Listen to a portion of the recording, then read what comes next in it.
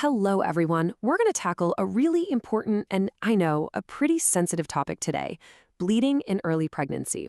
Look, we know this can be incredibly stressful. So, our whole goal here is just to walk through the clinical information calmly and clearly so you can get a better handle on what it all means.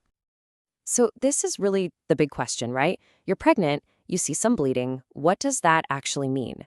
It's instantly alarming. I get it. Your mind just reaches with questions about the pregnancy. So, okay, let's dive right in and see what the medical experts say. All right, here's our game plan. We're going to start with what this even is, then get into the causes, how it's diagnosed and managed, and wrap up with the most important takeaways. Just a simple step-by-step guide. Okay, section 1. First things first, what exactly is early pregnancy bleeding from a medical standpoint? Let's get the definition straight. So, the official medical term is hemorrhage in early pregnancy, and it's pretty straightforward. It's any bleeding from the genital tract that happens before you hit that 20-week mark. Now, it's important to know this can be anything from just a little bit of spotting to, much heavier bleeding. And here's a really key point. Yes, it's considered an obstetric emergency, meaning you should always get it checked out. But, and this is a big but, it's also incredibly common. I know that doesn't make it any less scary, but hopefully it helps to know you are definitely not alone in this. All right, let's get into section 2. We're going to explore the why behind all this. Figuring out the cause is obviously the first big step for doctors. So doctors basically put the causes into two buckets. You've got your obstetric causes. Those are the ones directly tied to the pregnancy itself, and these are the most common. And then there are non-obstetric causes, which are other medical reasons that aren't related to the pregnancy at all. Okay, so we have to talk about the most common reason for this. The clinical sources are really clear. The number one cause is what's called a spontaneous abortion, which you probably know better as a miscarriage. This is by far the most frequent cause. This table is actually super helpful because it breaks down the different classifications. For instance, with a threatened miscarriage, the cervix is still closed, and there's a real chance the pregnancy can continue.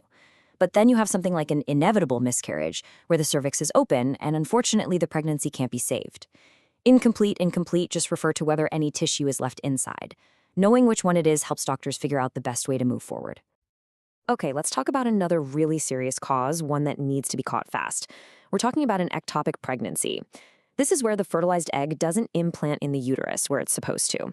Instead, it implants somewhere else, usually in one of the fallopian tubes. And these are the red flags you absolutely need to know. The pain is often described as being really sudden and sharp, not like typical cramping. And here's a weird one you might not expect: shoulder pain. That can actually be a sign of internal bleeding. And of course, if it ruptures, you could feel dizzy or even go into shock. So let's be crystal clear about this. An ectopic pregnancy is always a medical emergency.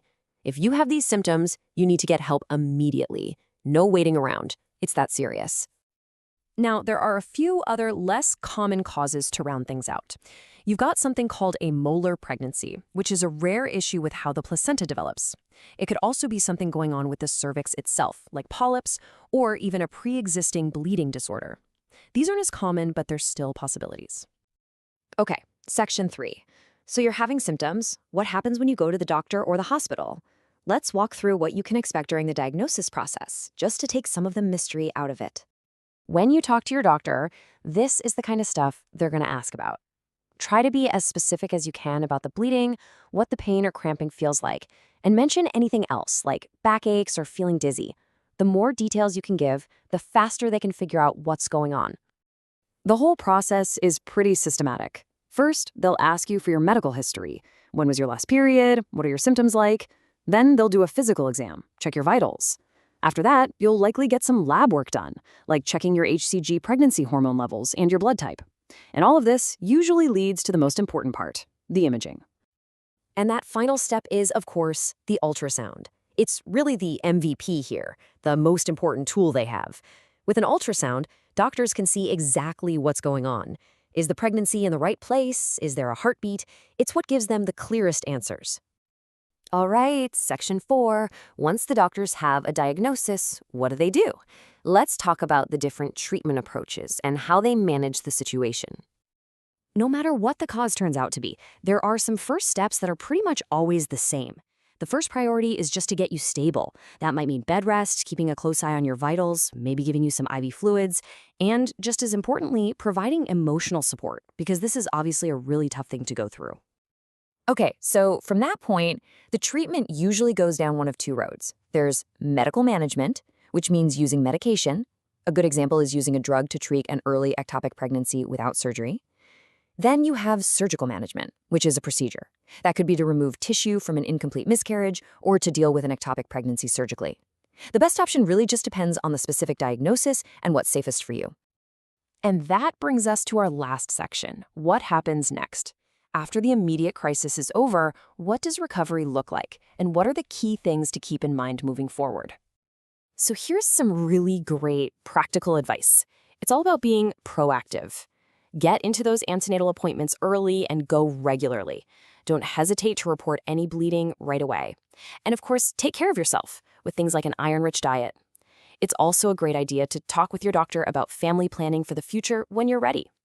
Look, if you remember just one thing from all of this, let it be this. Getting early and regular prenatal care and speaking up the moment you see any symptom that worries you, those are the two most important things you can possibly do. And that kind of leaves us with a final, bigger question. Now that we understand the medical side of it, how can we do better as a community, as friends, as family, as partners? Knowing just how common and how heartbreaking this can be, how can we better support people who are going through it? It's definitely something to think about. Thanks so much for joining me.